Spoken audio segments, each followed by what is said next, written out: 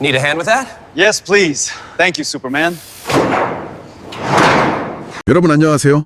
오늘 저희가 자료들을 좀 깊게 파볼 텐데요.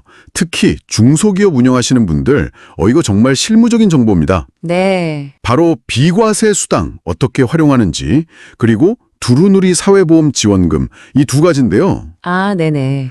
이게 잘 쓰면 직원도 좋고 회사에도 실질적인 이득이 될 수 있거든요. 그 핵심만 한번 파헤쳐 보겠습니다. 자, 이걸 한번 풀어보죠. 네. 보내주신 자료들 쭉 보니까요.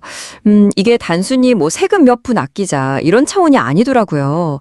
잘만 활용하면 회사 재정에도 도움되고 또 뭐랄까 직원들 만족도까지 높일 수 있는 그런 방법들이 숨어 있습니다. 오, 만족도까지요? 네. 생각보다 효과가 클 수 있는 제도들이죠. 그럼 먼저 그 비과세 수당, 이거부터 시작해 볼까요?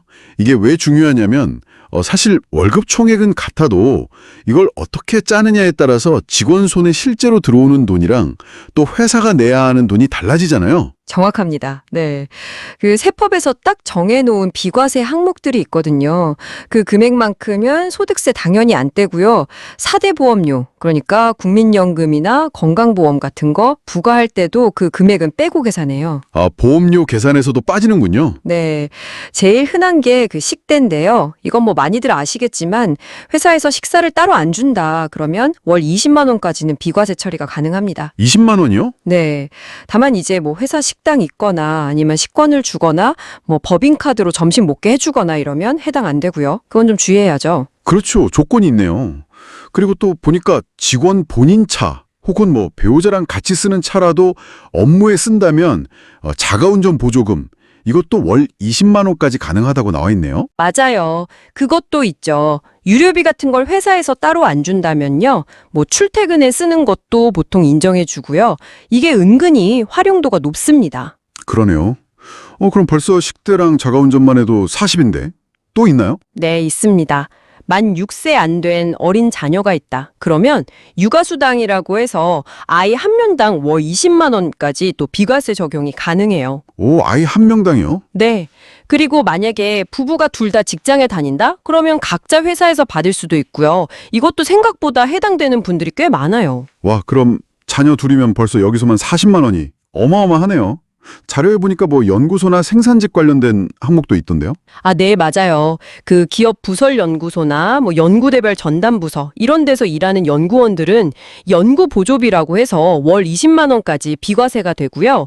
또 특정 요건을 갖춘 생산직 근로자 같은 경우에는 연장 근로수당에 대해서 연 240만 원 한도 내에서 비과세가 가능합니다. 아, 연 240이요? 네. 근데 사실 이 두 가지는 자격 요건이 조금 더 까다로워서요. 꼼꼼하게 확인은 해봐야 합니다. 예를 들어 대표이사는 연구보조비 대상이 안 된다거나 뭐 그런 식이죠. 그렇군요. 그러니까 예를 들어서 월 급여가 300만 원인 직원이 있는데 식대 20만 원, 육아수당 20만 원, 자가운전 보조금 20만 원 이렇게 60만 원을 비과세로 인정받는다고 치면요. 네네. 실제 세금이나 4대 보험료 계산할 때 기준이 되는 그 월 보수액이라는 게 300이 아니라 240만 원으로 확 줄어드는 거네요. 바로 그겁니다. 예. 직원은 소득세랑 보험료 덜 내서 좋고 회사도 직원에 대한 4대 보험료, 회사 부담분이 줄어들잖아요. 와, 이거 정말 큽니다. 직원도 회사도 부담이 확 줄어들겠네요. 네, 그 점이 핵심이죠. 급여 총액은 그대로인데도 실질적인 혜택은 더 커지는 효과가 있는 거예요. 자, 그럼 이렇게 비과세 수당으로 부담을 좀 줄이는 거 말고 아예 정부에서 직접 돈을 보태주는 제도도 있었죠? 아, 네, 두루누리. 네, 바로 두루누리 사회보험 지원. 이건 특히 좀 작은 회사들, 소규모 사업장에는 정말 귀가 솔깃할 만한 내용 같아요. 맞습니다. 이게 직원이 10명 안 되는 사업장의 대상인데요. 거기서 월급여, 정확히는 이제 월보수액 기준으로 270만 원이 안 되는 직원이 새로 4대 보험에 가입하거나 아니면 기존의 지원을 받고 있었다면요. 고용보험하고 국민연금 보험료의 최대 80%까지 정부가 대신 내줍니다. 네, 80%요. 와, 80%면 이건 뭐 거의 공짜로 보험 드는 수준 아닌가요? 그렇죠. 정말 파격적이죠. 그래서 이게 지원 금액이 꽤 커요.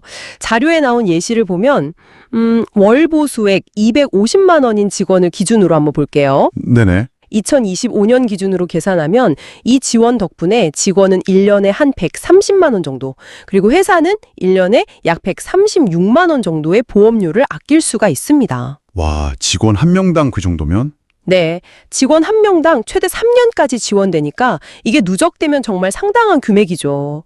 그리고 중요한 건 이게 뭐 세금을 깎아주는 방식이 아니고요. 실제 내야 할 보험료를 정부가 직접 지원해 주는 겁니다. 현금으로요. 이야, 진짜네요. 이게 단순히 그냥 비용 좀 아낀다 이 정도가 아니라 이 정도 지원이면 사실 임금이 좀 낮은 직원들 새로 뽑거나 혹은 기존 직원들 계속 고용하는 데에도 훨씬 유리한 입장이 될 수 있겠네요. 맞습니다. 네. 특히 이제 소규모 기업들 입장에서는 인력 확보가 늘 고민인데 이 제도를 잘 활용하는 게 의외의 경쟁력이 될 수도 있어요. 자, 오늘 여러분 자료들을 통해서 저희가 살펴본 내용들을 좀 정리해보면 이렇습니다. 중소기업에서는 이런 비과세 수당 항목들, 10대나 육아수당 같은 것들을 잘 찾아서 급여 구조에 반영하는 것만으로도 직원과 회사의 부담을 꽤 줄일 수 있다. 네. 그리고 특히 직원 수 10명 미만 사업장이라면 두루누리 지원, 이거 꼭 확인해서 사회보험료 부담을 아주 획기적으로 낮출 수 있다. 이런 얘기네요. 네, 그렇습니다. 근데 이게 단순히 이런 제도가 있구나. 여기서 멈추면 안 되고요. 우리 회사 상황에 이걸 어떻게 딱 맞춰서 적용하고 설계할 건지 이걸 구체적으로 고민하는 게 정말 중요합니다. 그렇죠. 적용이 중요하죠. 네, 혜택을 받으려면 당연히 조건도 잘 맞춰야 하고요. 오늘 이 내용을 들으시면서 우리 회사 급여 테이블 이참에 한번 최적화해볼까? 라거나 아니면 이 지원금 우리 회사 경쟁력 높이는데 어떻게 써먹을 수 있을까? 뭐 이런 질문들을 스스로에게 한번 던져보시면 어떨까 싶네요. 이게 오늘 저희가 여러분께 드리고 싶은 마지막 생각할 거리인 것 같습니다. 네, 좋은 말씀 감사합니다. 오늘 들어주셔서 감사합니다. 네, 감사합니다.